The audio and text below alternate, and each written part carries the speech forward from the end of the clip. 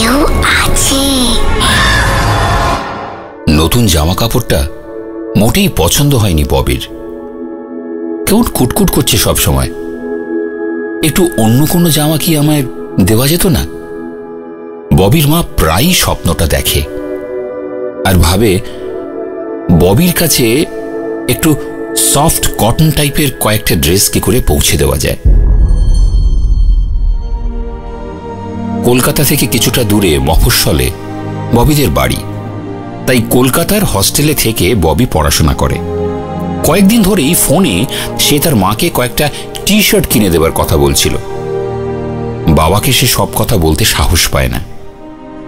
ববির মাকে ডাক্তার দেখানোর জন্য কলকাতা আসতেই হতো। ঠিক করা হলো যে ডক্টর চেক আপ করিয়ে এসপ্ল্যানেডের একটা দোকান থেকে টি শার্ট কিনে ববির বাবা মা হস্টেলে ববির সঙ্গে দেখা করে সেগুলো দিয়ে আসবে।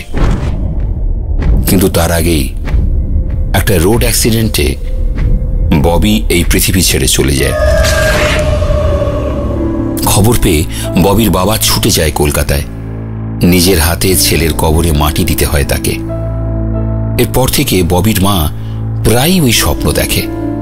স্থানীয় চার্চের ফাদার ববির বাবাকে বলেন নতুন কিছু পোশাক কিনে ববির কবরের পাশে রেখে আসতে। তার পরের দিনই কয়েকটা পোশাক কিনে কলকাতা রওনা দেয় ববির বাবা ও মা। সেমেট্রিতে ববির কবরের কাছে পৌঁছে তারা দেখে যে পোশাক পরিয়ে ববিকে কবরে শোয়ানো হয়েছিল সেগুলো তার কবরের এক পাশে জড়ো করে রাখা।